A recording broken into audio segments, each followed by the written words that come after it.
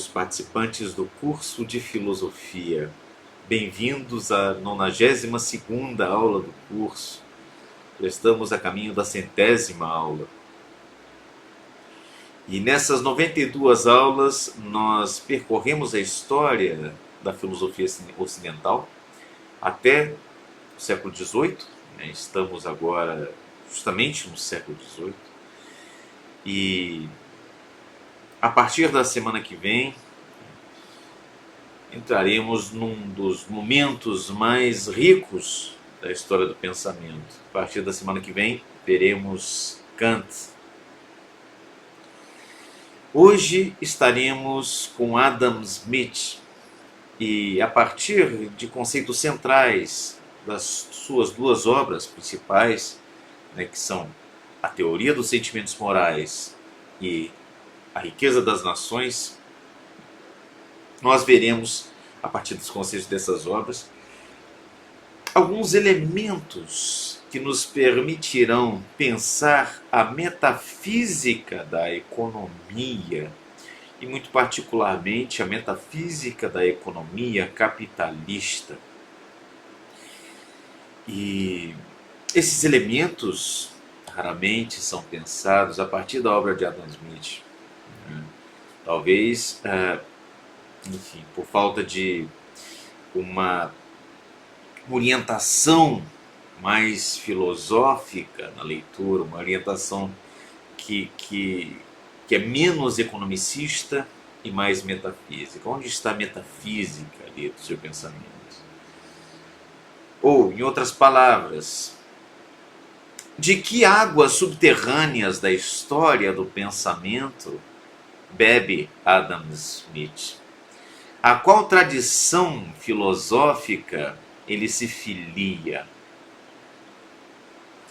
Porque do pensamento de Adam Smith surgem as bases da economia moderna.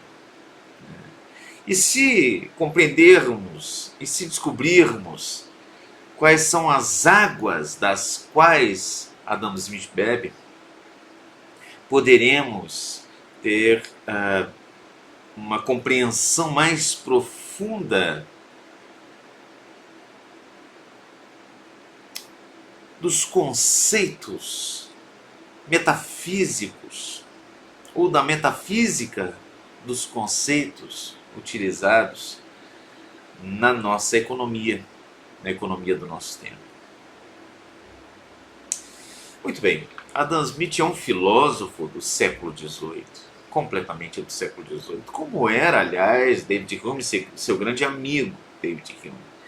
Ele era uns 12 anos mais novo que David Hume, e também era escocês. Que geração fantástica de filósofos na Escócia no século XVIII. O Adam Smith nasceu em 1723 e morreu em 1790. E pouco antes dele nascer, 2 meses antes dele nascer, seu pai morreu, então ele nasceu órfão de pai. Sua mãe o criou com muita dificuldade. Todavia, Adam Smith era um jovem brilhante, um adolescente brilhante. Aos 14 anos, ele vai para a Universidade de Glasgow e ganha, por mérito próprio, o direito de ir para a Universidade de Oxford aos 17 anos. Ele recebe uma bolsa para isso. Vai fazer a pós-graduação em Oxford aos 17 anos. E é muito curioso que Adam Smith, ao chegar em Oxford, que era um dos polos da filosofia europeia, julga que o ensino em Oxford é muito inferior àquele que o ensino escocês. O ensino inglês, a Universidade de Oxford, para ele é muito inferior à Universidade de Glasgow. E ele fica impressionado com isso. E o que ele extrai da Universidade de Oxford, nos anos que ele lá assiste às aulas, é muito especialmente as enormes bibliotecas da universidade. Ele aproveita muito bem essas bibliotecas, mais do que as aulas propriamente. Tanto que ele abandona essa pós-graduação antes de concluir, né, e retorna à Escócia. E aos 25 anos, ele, pequeno, já um jovem brilhante, né, se torna professor universitário em Edimburgo. E ali ele vai ficar muitos anos. Né, e somente já na maturidade, ele é um grande professor, famoso, ele vai abandonar a universidade para se tornar tutor de famílias ricas, porque ele ganharia muito mais dinheiro. Então ele não teve herança, ele não teve, ele não era nobre, enfim, ele vivia do salário que ele recebia. Né? O Adam Smith nunca teve muitas posses. A grande herança que ele deixou quando ele morreu foi a biblioteca dele, né? E que logo foi repartida por várias pessoas e os livros foram quase todos vendidos, enfim, se perdeu. Né? De todo modo, é muito interessante, são muito interessantes as razões pelas quais ele julga ou ele tenta explicar o fato de que na Inglaterra o ensino universitário é pior do que na Escócia. A Escócia adotava, justamente porque era um país mais pobre do que a Inglaterra, a Escócia não tinha colônias ultramarinas, nada disso. Né? Então, a Escócia adotava uma prática de os professores universitários serem remunerados de acordo com o pagamento direto dos seus alunos. Então, essa é uma prática que aparece em vários momentos da história da universidade. Então, na Inglaterra, não. Na Inglaterra, os professores recebiam um salário fixo da instituição, um bom salário. Na Escócia não existia esse salário fixo. Os professores eram remunerados pelos próprios alunos diretamente, o que significava que os professores precisavam se esforçar muito mais para terem alunos, né, com cursos de fato interessantes e atraentes. E isso é muito curioso, porque para Hume isso significava que os professores escoceses precisavam ser melhores do que os professores ingleses. Agora, há aí uma contraparte, porque é interessante que Hume, de fato, era muito querido pelos seus professores, a ponto de o último curso que ele deu na universidade, antes de aceitar tornar-se tutor, estava lotado, e aí ele avisou a turma que ele estava abandonando a universidade porque ele ia ganhar o dobro do que ele fazia por ano. Ele ia ganhar um trabalho muito, muito mais simples, que era o de ser professor particular de um único jovem. Né? E ele falou, bom, mas eu vou devolver para vocês o dinheiro que vocês me pagaram, né? As taxas que vocês me pagaram.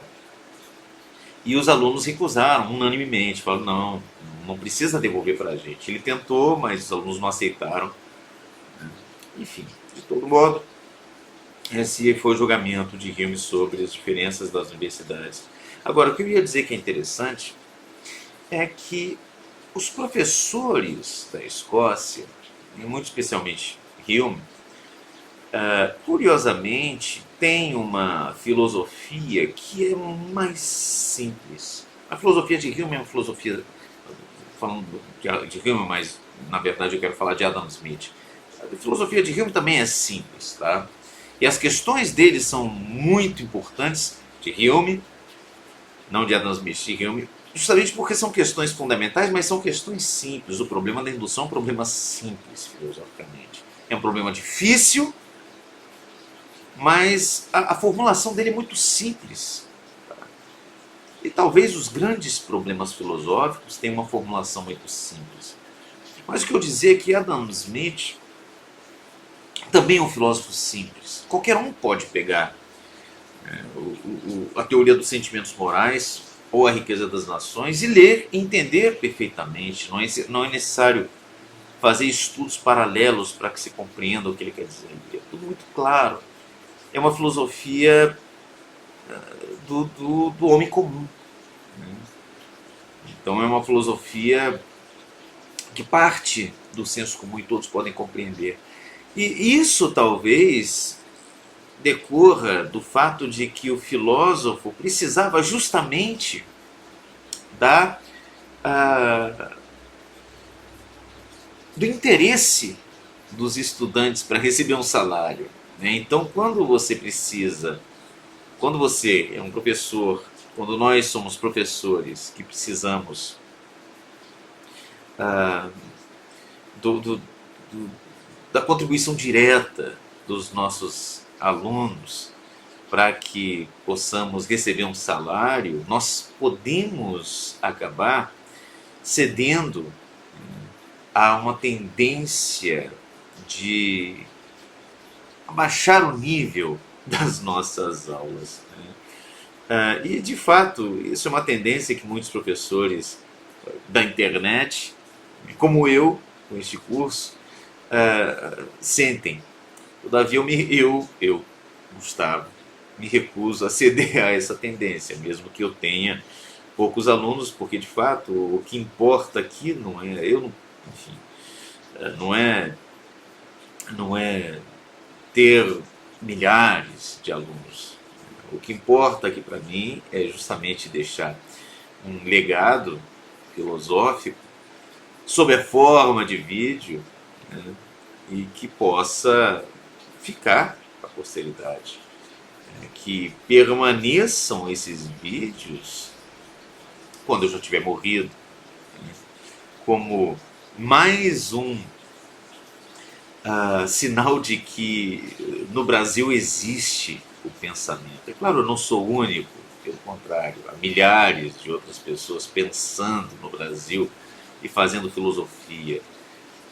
Mas isso é muito mais importante do que, de repente, fazer um curso fácil para iniciantes, um curso voltado para o Enem de repente, ter milhares de alunos e ganhar muito dinheiro. Não se trata disso. As minhas aulas, vocês sabem, não são aulas que preparam para o Enem, nem aulas sob a forma de pílulas de filosofia. Aqui nós temos o propósito de provocar o movimento do pensamento, de eu movimentar o meu pensamento e com isso vocês que estão aí assistindo às aulas do curso movimentarem junto o pensamento. Isso simplesmente não tem preço, tá? Então, o Adam Smith, enfim, não é o David Hume, que era um grande amigo do Adam Smith, mas é o Adam Smith, então se torna professor particular, se torna tutor, né, por pouco tempo também, e aí ele decide se retirar, de certo modo, em um certo momento de sua vida, vai escrever a sua grande obra. Ele já havia escrito, né, a Teoria dos Sentimentos Morais, quando era professor, e ele vai escrever uma complementação, por assim dizer, da Teoria dos Sentimentos Morais, que é a Riqueza das Nações. E aqui, de fato, se encerra a vida pública de Adam Smith, porque embora ele tivesse muitos amigos e conhecesse muitas pessoas, tivesse viajado a Europa inteira, e fosse muito frequentado, ele não gostava de escrever cartas. Ele tinha uma memória prodigiosa, então ele não fazia notas, não fazia diário, nada disso. E era uma pessoa muito reservada, não se casou, não teve filhos, no final de sua vida mora com sua mãe, e é visitado por amigos e tudo isso, mas não há muitos registros de sua vida privada. Houve até um momento em que especulou-se a respeito da vida sexual de Hume com Adam Smith, de Adam Smith com Hume. Isso não vem ao caso, isso não tem absolutamente a menor importância. Oi, filha! Tá com fome, filha? Minha filhinha aqui novamente aparecendo para participar da nossa aula. Eu vou parar o vídeo aqui. Você pode me dar comida? Então, é minha filha aparecendo aqui pedindo comida, né, como os filhos fazem. Muito bem. Essa questão da vida sexual de Adam Smith não tem a menor importância. Tá? E o que é importante, que são as ideias que ele deixa. Agora, é algo que deve ser mencionado, fato de que os filósofos do século XVIII, em sua maioria, não todos, em sua maioria, desconheciam amplamente a filosofia medieval e a filosofia antiga. A filosofia dos gregos e a filosofia da Idade Média. E Adam Smith não era diferente. E por isso é muito possível, mesmo provável, que ele não tivesse plena consciência das suas mais profundas influências filosóficas. Então, isso acontece com David Hume, acontece com Adam Smith, acontece com o filósofo que veremos a partir da semana que vem, que é o Immanuel Kant. Eles não conheciam em profundidade a filosofia de Aristóteles, de Platão, dos pré-socráticos menos ainda, porque elas só vieram a ser estudadas realmente a partir do final do século XIX e a partir, muito especialmente, do início do século XX, tanto que houve muitas interpretações completamente equivocadas sobre os pré-socráticos, como se eles fossem os primeiros cientistas. O Bertrand Russell tem um livro, uma história da filosofia ocidental, em que ele defende com todas as letras isso é uma hipótese completamente aloprada, anacrônica, sem sentido. Primeiro porque não existia ciência no sentido que temos a ciência hoje, não existia ciência, a ciência moderna, não existia naquele tempo, não existia nada que pudesse conduzir a essa interpretação de uma ciência matemática com métodos experimentais. Isso não é o caso para Tales de Mileto, para as escolas jônicas, não é o caso. É uma interpretação completamente aloprada, de historiadores da filosofia, ou de pretensos historiadores da filosofia, como, por exemplo, o Bertrand Russell, que foi muito importante na lógica, mas na sua história da filosofia, enfim, não é para esse livro dele não é para ser levado a sério. Aliás, nem ele mesmo levava a sério. Ele escreveu esse livro quando passava por uma dificuldade financeira muito grande. Ele precisava escrever algo para ganhar dinheiro e saiu-se com uma história da filosofia ocidental, que foi um livro escrito às pressas e sem nenhum cuidado metodológico, defendendo teses que seriam inaceitáveis, de fato, na época em que ele foi escrito, em 1945. Já havia muitos anos, por exemplo, o Heidegger tratando da questão dos pré-socráticos e mostrando como uma interpretação cientificista, como a que faz Bertrand Russell, até positivista, como a que faz Bertrand Russell, não faz isso. Não tinha cabimento. Tá? E positivista por quê? Positivista no sentido de uma das ideias centrais do positivismo, que é a ideia do progresso das civilizações junto com o progresso do conhecimento, o progresso político, sociopolítico, que acompanha um progresso epistemológico e ontológico, metafísico. Então, para os positivistas, há três graus do desenvolvimento humano: o estado religioso, o estado mítico, em que as pessoas acreditam em deuses como as forças promotoras das transformações da natureza na sociedade. Todas as sociedades passariam por esse estágio, todas as pessoas também passariam por esse estágio. Há um segundo estágio, que é o estágio metafísico, em que os mitos religiosos são substituídos por conceitos abstratos na explicação de todas as coisas. Aqui estaremos no plano da filosofia grega e tudo isso. E haveria finalmente o estado científico, ou o estado positivo, no qual seria a ciência positiva, entendida a partir do modelo da ciência newtoniana. E prestem atenção, porque isso é importante, vai ser importante aqui no fim da aula também. O modelo da ciência newtoniana seria o modelo de acordo com o qual todas as outras ciências, de certo modo, se organizariam, inclusive a ciência social. É por isso que o Comte chamava sociologia, que ele fundava naquele momento, de física social. Era uma mecânica social. E a meta de todas as pessoas, de todas as sociedades, de todas as civilizações, seria alcançar o estágio, né, positivo, ou seja, um entendimento científico, né, mas no científico no sentido newtoniano, no sentido das ciências naturais, mecânicas, em especial, né, para compreender todas as coisas. Por isso, e vejam, como escreveu isso em meados do século XIX. E isso essa ideia é profundamente influente, inclusive porque está de acordo com alguns princípios políticos inconfessáveis na Inglaterra, muito especialmente, né? Porque se todas as sociedades precisam chegar ao estágio da sociedade inglesa, da sociedade francesa, da sociedade europeia, de todo modo, de qualquer modo, então todo o esforço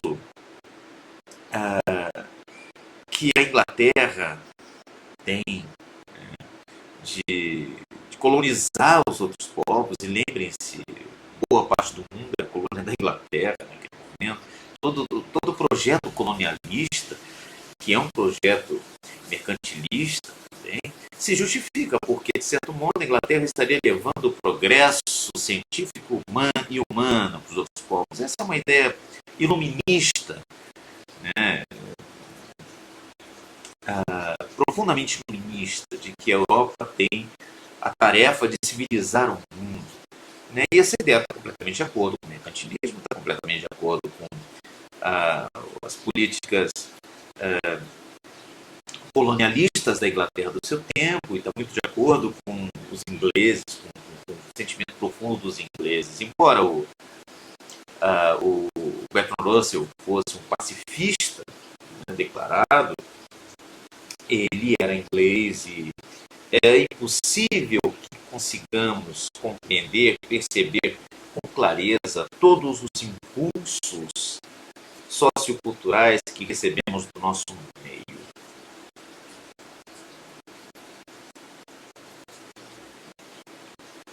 A nossa cultura age na nossa inteligência sem que tenhamos consciência de todos os seus elementos e tentáculos.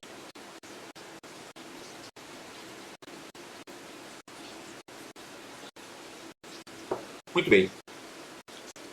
Então, eu dizia aqui que muitas interpretações da história da filosofia antiga são equivocadas. E justamente pelo desconhecimento dos filósofos a respeito da filosofia antiga, da filosofia medieval. E, como eu dizia, retrocedendo aqui esse parênteses enorme que a gente fez, como eu dizia, o Adam Smith não tinha conhecimento das suas próprias fontes filosóficas. Ele ignorava aquilo que o influenciava. E esse é um grande mal para o filósofo. O filósofo precisa conhecer toda a tradição do pensamento, justamente porque o filósofo não tem o direito de ignorar aquilo que o influencia no plano da própria filosofia.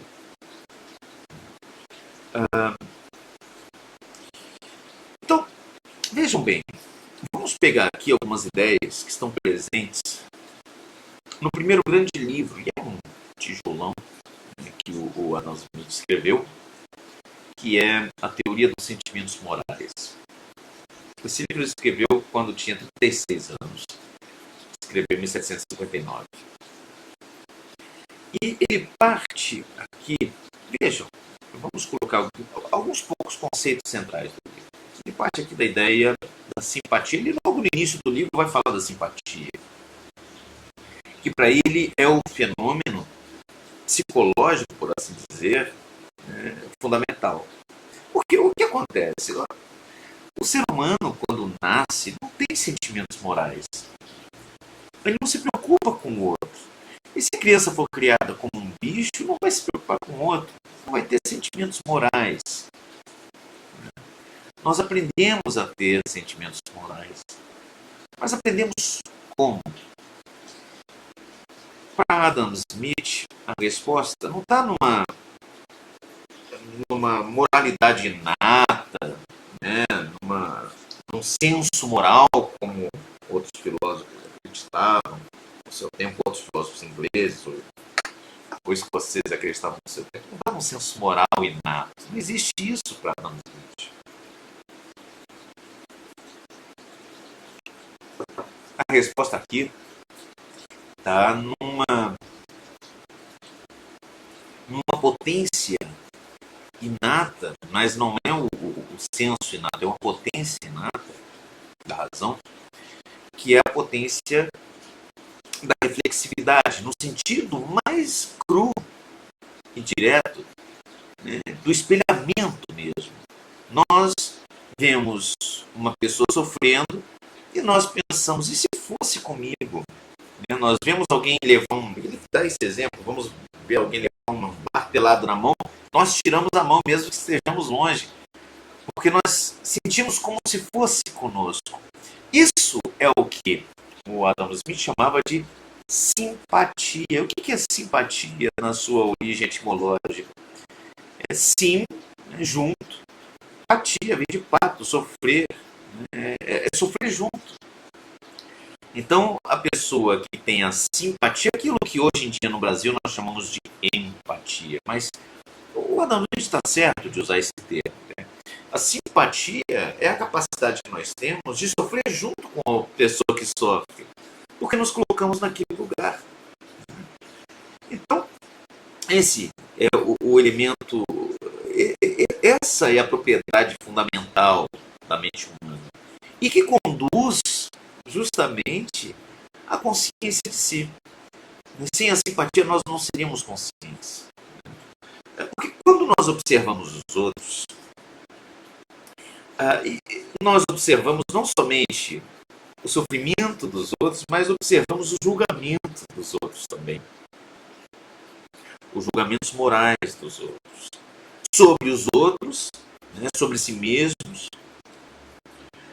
E é por esse julgamento que nós observamos dos outros, sobre os outros, sobre si mesmos e sobre nós mesmos, que nós vamos aos poucos equalizando o nosso julgamento, tomando consciência de nós mesmos, e toda consciência nesse sentido é uma consciência moral, tá? Porque é balizada por critérios morais, daquilo que é adequado, daquilo que é inadequado. Né? E nós vamos nos equalizando, vejam bem o que eu estou dizendo, vamos nos equalizando com o comportamento moral, equalizando o nosso comportamento moral, o comportamento moral das pessoas que nos cercam. Né? Então, nós nos tornamos conscientes de nós mesmos, eu me torno consciente de mim mesmo, né? Quando eu tomo consciência do julgamento do outro sobre mim mesmo. Aqui está uma ideia que depois vai ser explorada pelos existencialistas, que é a ideia de que eu me torno quem eu sou a partir do olhar do próprio Hegel. Né? Já aponta isso na fenomenologia do espírito, e aponta com muita correção, que eu descubro quem eu sou a partir da observação do olhar do outro sobre mim. Eu não consigo descobrir quem eu sou sozinho. E aqui é que está o grande equívoco, né, de Descartes, de achar que o espírito é primordial, que a consciência é primordial. Não, a consciência já é segunda. A consciência de si é um processo secundário e posterior a muitos outros processos espirituais ou processos da mente ou processos da consciência. A primeira consciência que nós temos é a consciência moral, que vem a partir do entendimento do julgamento do outro sobre mim. A criança vai criando uma consciência moral com os julgamentos que os pais vão fazendo dela. Se você fizer isso, você é feia. Muito bonita, você fez isso. Né? E aí a criança vai descobrindo a si mesma e vai podendo, inclusive, controlar as suas atitudes. Controlar Com que parâmetro? Com o parâmetro daquilo que se espera naquele ambiente dela e das outras pessoas. Então a criança vai entrando num estado, aos poucos, de um equilíbrio dinâmico moral. Um equilíbrio moral dinâmico. Vocês compreendem isso aqui? E é nesse sentido que a teoria dos sentimentos morais, lá no final do livro, trata longamente da influência dos costumes e da própria moda nos nossos julgamentos. Nós somos influenciados pelo nosso meio. Nossos julgamentos são influenciados pelo meio e, portanto, as nossas atitudes são todas influenciadas pelo nosso meio, de modo que nós nos encontremos numa espécie de equilíbrio dinâmico com o meio em que nós estamos. E aí nós ficamos confortáveis, nós nos sentimos bem. Quando há algum julgamento, alguma ideia, né, que é diferente, que se opõe à nossa, no nosso meio, há um desconforto de todos. E esse desconforto vai encaminhando as posições de cada um, de modo a que esse equilíbrio, ou que esse equilíbrio se reconstitua. E toda a sociedade é isso, ainda que esse equilíbrio tenha que ser reconstituído por meio da violência, ou por meio da exclusão do outro. Então,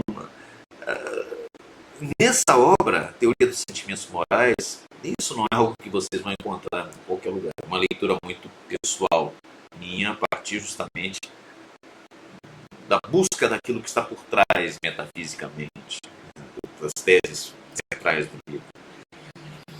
O que está em jogo aqui na Teoria dos Sentimentos Morais, de Adam Smith, é, em última instância, a possibilidade de descrever os processos de tomada de consciência do homem a partir de uma finalidade da reconstituição de um equilíbrio dinâmico na sociedade humana. Então as pessoas acabam tomando consciência porque elas querem se equalizar com o meio humano, com o meio cultural, com o meio social. As pessoas buscam a equalização. E estão insatisfeitas, e estão descontentes, e estão incomodadas enquanto não estão nesse momento de um equilíbrio que é um equilíbrio em movimento, um equilíbrio verdadeiramente dinâmico. Okay? Aqui nós já percebemos que há algo de mecânico na descrição do modo como os sentimentos morais se formam, que é o modo como a consciência se forma. E esse é um aspecto que precisa ser ressaltado. Aqui nós estamos no domínio da mecânica newtoniana. A Teoria dos Sentimentos Morais é um livro que se inscreve numa proposta de entendimento do homem e da alma humana a partir do paradigma da mecânica. A alma humana visa ao equilíbrio dinâmico com seu meio. Você compreende? Enfim. E a riqueza das nações? Como é que a riqueza das nações, que é o livro seguinte de Adam Smith, se enquadra nessa proposta ou nessa metafísica, né, que para mim, pelo menos, é muito evidente na teoria dos sentimentos morais?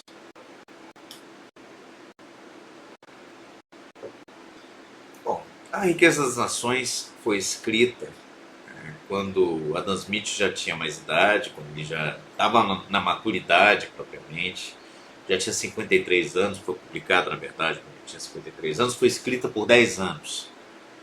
Adam Smith começou a escrever a teoria dos sentimentos morais alguns anos, poucos anos, né, depois, uns 6 anos depois de determinado, Adam Smith começa a escrever A Riqueza das Nações uns 6 anos depois de ter publicado a Teoria dos Sentimentos Morais.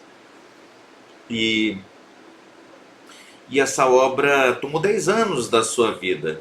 E quando ele publica, ele tem 53 anos, em 1776, que é justamente o ano da Revolução que se deu a partir da Declaração de Independência dos Estados Unidos. Então nós estamos aqui num momento muito agitado da vida política na Europa e nos Estados Unidos. E esse livro foi escrito, né, como uma resposta às duas teorias econômicas mais importantes do seu tempo. Em primeiro lugar, a teoria mercantilista, então é um livro contra o mercantilismo. E o que é o mercantilismo? É a ideia de que o desenvolvimento econômico de um país, que a riqueza de um país aumenta à medida que o país importa menos, ou importa coisas mais baratas, gasta menos importando coisas, e exporta mais, né? Exporta coisas mais caras. E aí nós temos, por exemplo, a ideia de diminuir a importação das coisas, estabelecendo políticas de taxação proteccionistas, né, para proteger os produtores desse país, né, e exportar de modo subvencionado, para que o país ganhe mercados na sua exportação. O Adam Smith faz uma crítica pesada, em primeiro lugar, ao mercantilismo. E nós vamos ver a razão dessa crítica. Ele diz que as tarifas proteccionistas, na verdade, são um grande mal para a economia do país, tá? Porque não permitem que se alcance um verdadeiro ganho de produtividade. E vamos ver aonde que isso conduz, né? E havia também uma outra corrente, né, econômica de seu tempo, a qual Adam Smith até se aproxima um pouco mais. Ele critica de modo cabal os mercantilistas, mas ele se aproxima um pouco dos fisiocratas. E o que os fisiocratas diziam? Os fisiocratas partiam da imagem metafórica da saúde econômica com a saúde do corpo e da circulação de riqueza com a circulação do sangue. Daí vem, inclusive, uma das razões pelas quais eles eram chamados de fisiocratas, porque eles partiam da physis, né, tanto no sentido da natureza humana, quanto no sentido da valorização da produção da natureza no campo. Então os fisiocratas consideravam que a única tarefa realmente produtiva, que produzia a riqueza, era a agricultura. Então havia outras tarefas produtivas também, outras tarefas econômicas, melhor dizendo. Havia os que faziam comércio, né? Havia os que faziam indústria, mas para os fisiocratas a única produção real, ou seja, a única produção real de riqueza, se dava na agricultura, no extrativismo, né, mineral. Era ali que a produção começava. E todo o resto, né, seja o comércio, seja a indústria, utilizavam os recursos, todo o resto utilizava os recursos produzidos na extração de riqueza da natureza. Então, para os fisiocratas, a grande tarefa era aumentar essa produção, aumentar a agricultura, aumentar o extrativismo, porque é assim que se criava riqueza para um país. Agora, o Adam Smith entendia que eles tinham uma certa razão, porém eles diminuíam a importância da indústria. E o Adam Smith não diminuía, ele considerava que a indústria era extremamente importante, né? Além disso, os fisiocratas tinham a tendência a terem uma visão do campo que era uma visão romântica, propriamente, no sentido mais estrito, né? Uma visão do campo como um lugar bom, como um lugar adequado para a vida, e as cidades como um mal. Eles queriam diminuir as cidades, aumentar a produção do campo, trazer as pessoas para o campo. O Adam Smith não estava comprometido com esse tipo de ideias. Na verdade, o Adam Smith vai numa direção um pouco diferente. Ele não recusava totalmente as ideias dos fisiocratas, ele achava que ali havia algo de valor, tanto é que antes de escrever a Riqueza das Nações, ele escreveu, né, propriamente, que para ele a ideia de economia dos fisiocratas era a melhor ideia disponível naquele momento, mas ele percebe que há algo que é mais importante, que não é somente a extração do campo. O que importa de fato é a produção de valor por meio do trabalho dos trabalhadores. Então, o que importava de fato era, em primeiro lugar, fazer uma divisão do trabalho. Ele começa, aliás, a Riqueza das Nações falando da divisão do trabalho. O que importava era fazer uma divisão adequada do trabalho, porque com essa divisão do trabalho, e ele insistia muito nisso, ganhava-se eficiência na produção e, portanto, produzia-se mais a partir dos mesmos recursos.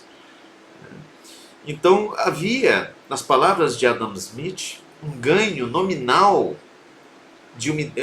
quando se divide o trabalho corretamente, há um ganho nominal de unidades produzidas por unidade de tempo. Você tem a mesma matéria-prima, os mesmos trabalhadores, as mesmas despesas, mas se a coisa toda for bem organizada, você consegue produzir mais naquele tempo determinado. E é isso que gera riqueza para Adam Smith. E nós vamos perceber que aí é que começa de fato a teoria econômica moderna.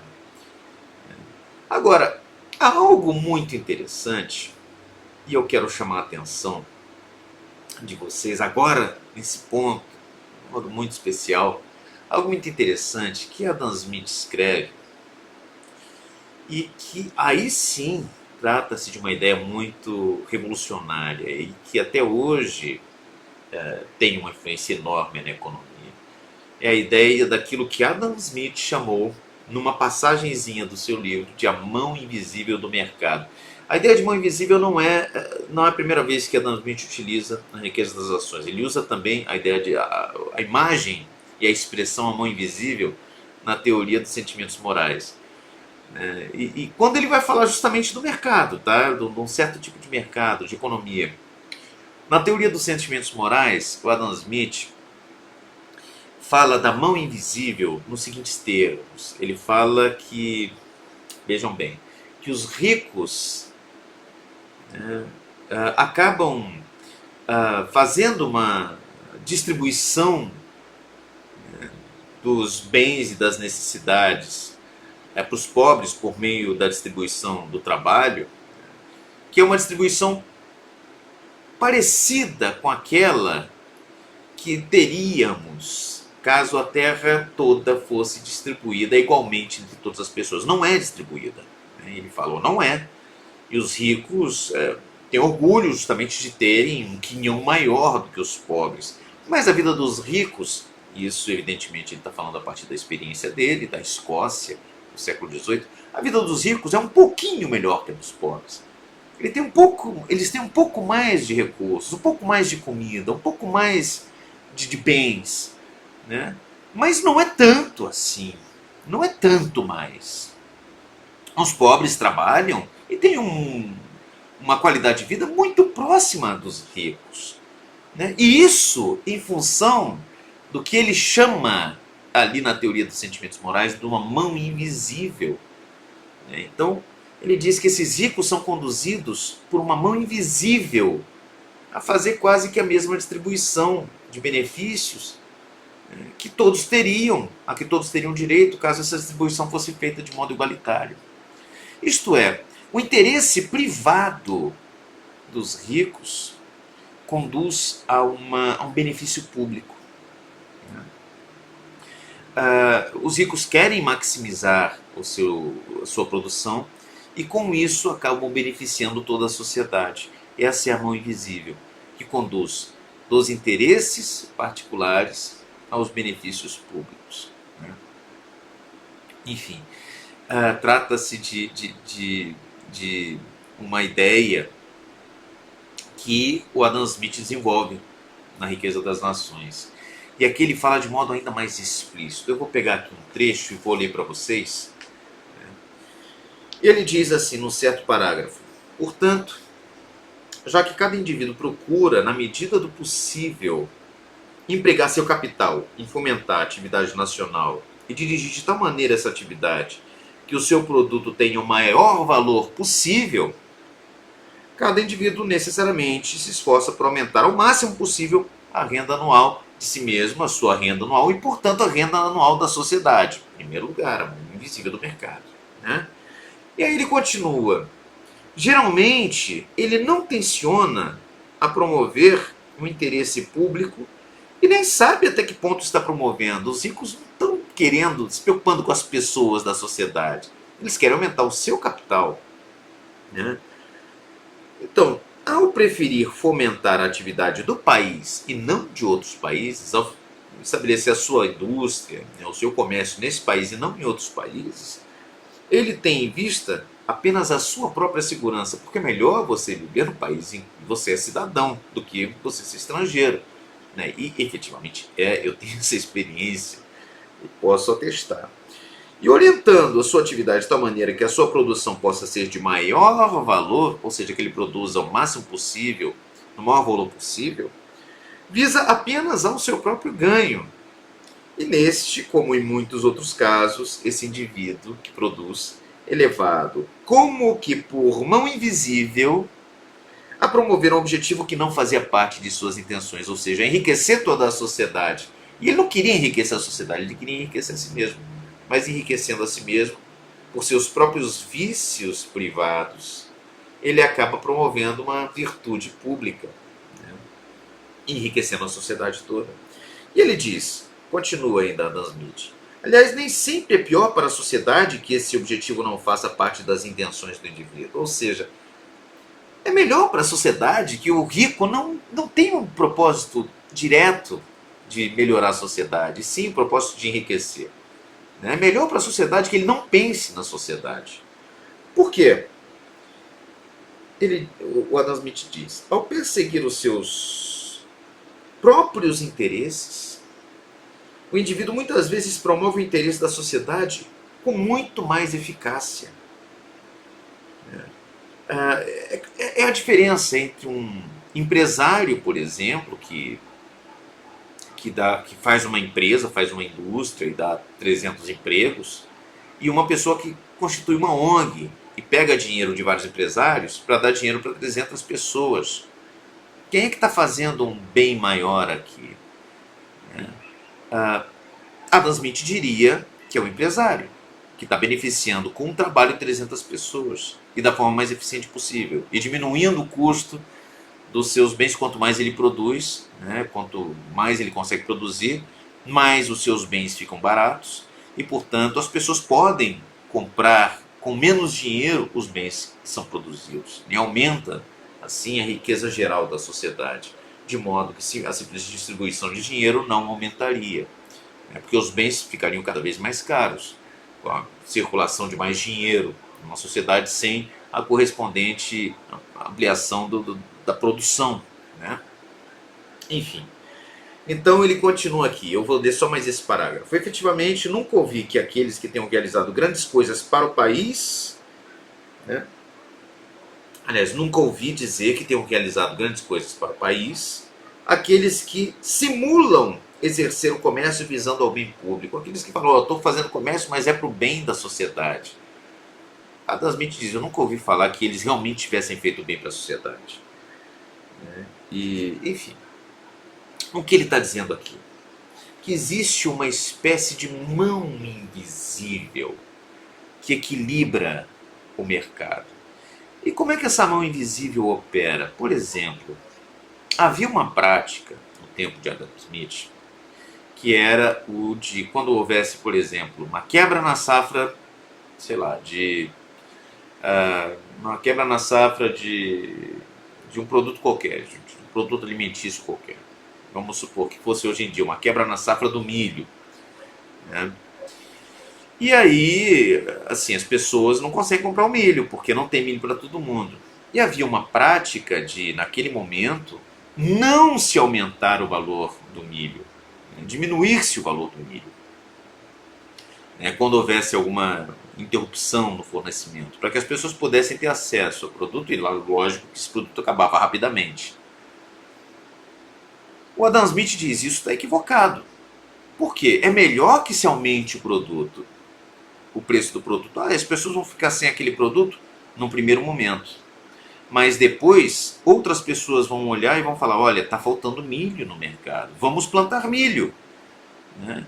E aí as pessoas vão começar a plantar milho e visando justamente aquele lucro, né, visando justamente aquele ganho que vão ter, né? Não vamos falar de lucro agora porque não é o caso, não se trata disso, mas visando aquele ganho econômico que as pessoas vão ter, e aí mais pessoas vão plantar milho e não vai haver aquela quebra da safra no ano seguinte, porque vai ter mais gente plantando. E aí o preço vai abaixar, porque vai haver mais milho disponível, né? Então, o mercado se autorregula. É necessário deixar que o mercado se regule. E por que que as políticas protecionistas são equivocadas na visão de Adam Smith, né? Porque as políticas protecionistas impedem essa mão invisível do mercado, essa mão quase divina do mercado na autorregulação dos preços e da oferta, da procura, porque artificialmente se dá dinheiro a uma certa categoria de produtores e não a outras, né? Então eles são privilegiados. O Adam Smith é contra isso e ele diz taxativamente algumas palavras contra isso, né? Então ele diz que quando os comerciantes ou os empresários, né, os produtores tomam, têm uma influência muito grande ou chegam ao poder, isso é muito prejudicial, justamente porque eles acabam beneficiando a si próprios, né, e não beneficiando aos consumidores. Os consumidores querem pagar o menos possível pelo produto, né, querem ter emprego e pagar o menos possível. E eles acabam querendo receber o maior valor possível, os produtores também. Então, quando eles chegam ao governo, chegam ao poder, eles acabam estabelecendo políticas de protecionismo que não visam ao bem do povo, que visam ao seu próprio bem. O que não seria problema numa situação de livre mercado, porque no livre mercado as forças se equilibram, as forças de produção e de consumo se equilibram, né? Mas quando se estabelecem leis injustas, leis que favorecem mais os produtores do que os consumidores, o que é o caso, porque quem é que paga, em última instância, os benefícios protecionistas? É o povo, que vai pagar duas vezes, vai pagar para os empresários e depois vai pagar na hora de consumir, né? Então, quando isso acontece, esse equilíbrio se rompe e você não tem um ganho real de produtividade porque esses produtores estão recebendo benefícios para produzirem pouco ou produzirem mal. Quando eles deveriam estar perdendo dinheiro, continuam ganhando dinheiro. Então o ciclo de riqueza não se perpetua. Há o início de um ciclo de pobreza aqui, né? E é necessário deixar que as empresas ou aumentem a sua produtividade ou quebrem as empresas, ou os bancos, ou o que quer que seja. Essa é a defesa de uma economia livre feita por Adam Smith, porque para ele a economia livre realmente tem um poder autorregulatório, né? Tem uma mão invisível que pelas próprias regras, né, que partem da psique humana, as próprias regras de interesse, de consumo, né, e de trabalho, vão se autorregulando, vão regulando, melhor dizendo, as atividades econômicas. Eu espero que tenha ficado claro aqui. Agora vejam só que interessante. O que seria essa mão invisível, a rigor?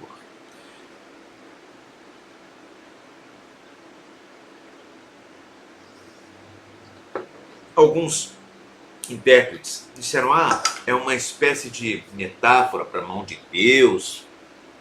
Eu acho que isso é uma besteira, tá? O Adam Smith, ao que tudo indica, não era ateísta, nem se preocupava com isso, do mesmo modo que o seu grande amigo, o Hume, não se preocupava com isso. Muito provavelmente eles se lixavam para a religião, para a ideia de Deus e tudo isso.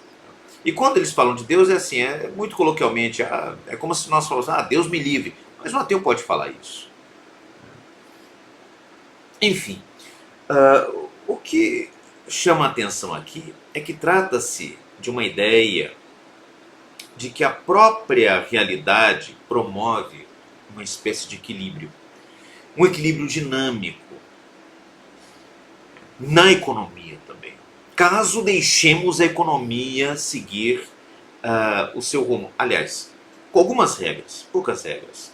E a principal delas é a regra antimonopólio. Porque para Adam Smith o monopólio é terrível. O monopólio acaba tendo o poder de estabelecer os seus próprios preços. Então a única, ou talvez a maior regra,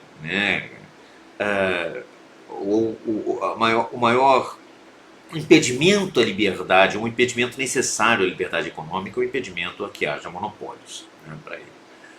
Mas, exceto quando se tem um monopólio, ou exceto quando se tem uma economia muito regulada pelo Estado, que para ele é igualmente má, essa economia, uma ordem econômica livre é a melhor possível, porque ela se autorregula, ela encontra o seu equilíbrio dinâmico.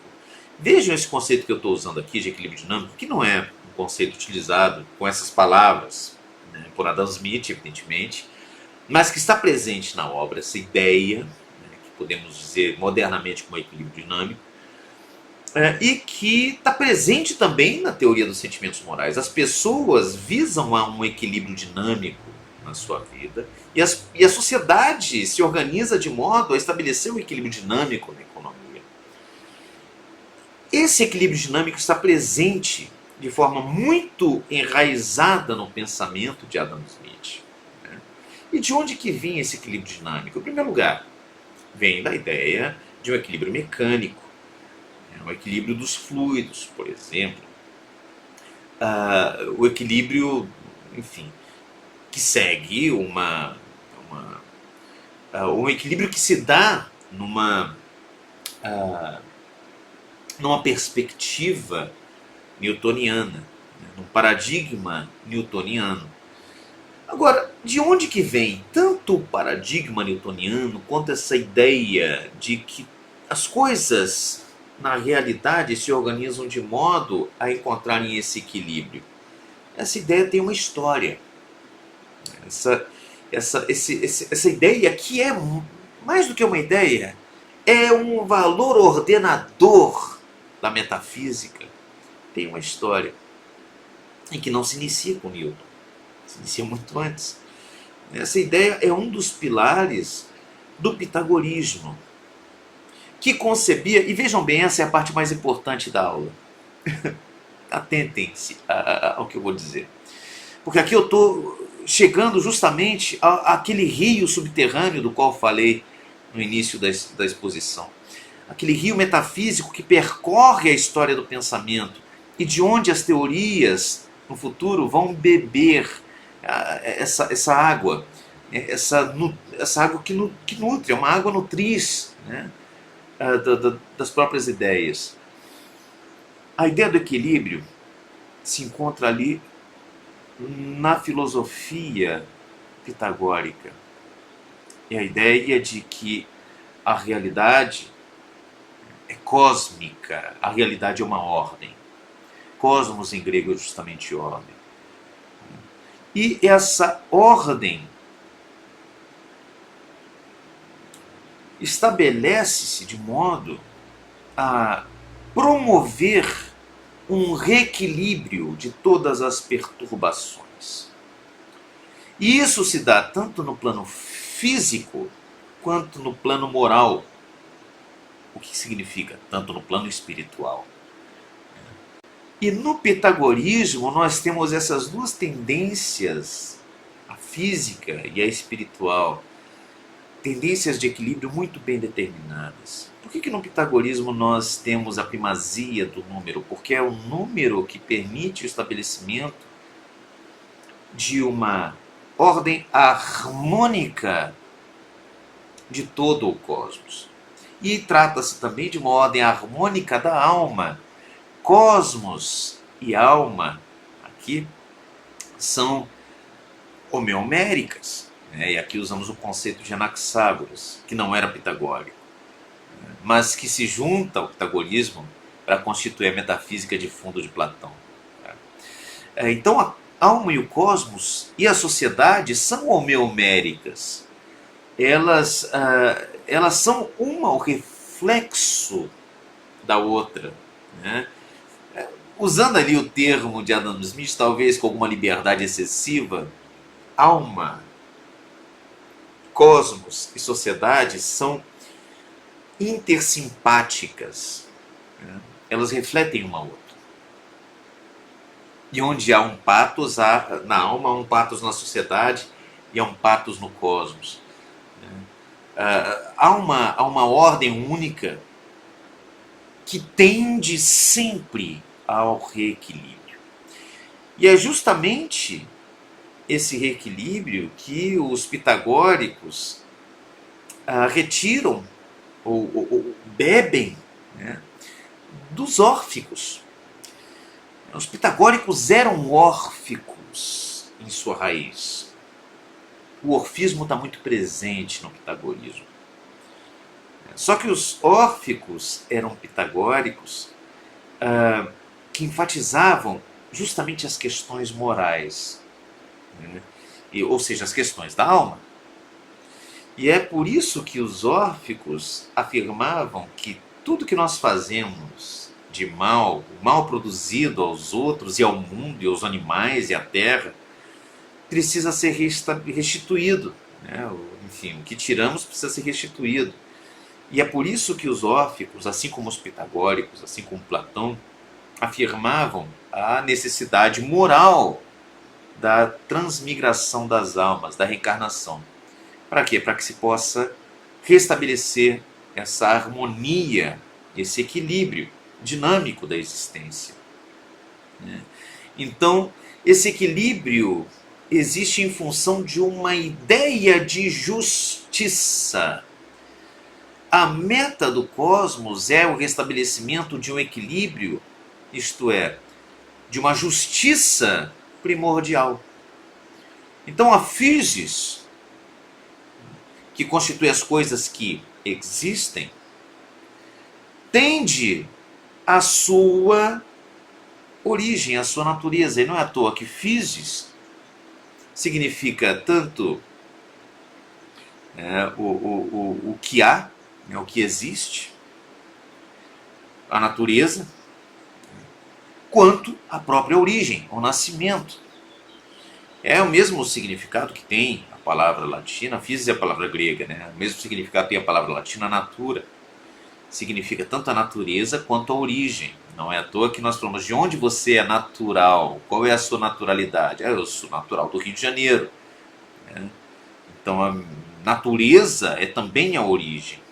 E ela visa a retornar à origem por meio do restabelecimento de um equilíbrio cosmológico, um equilíbrio cósmico, né, que corresponde a um equilíbrio da sociedade e corresponde a um equilíbrio do ser humano.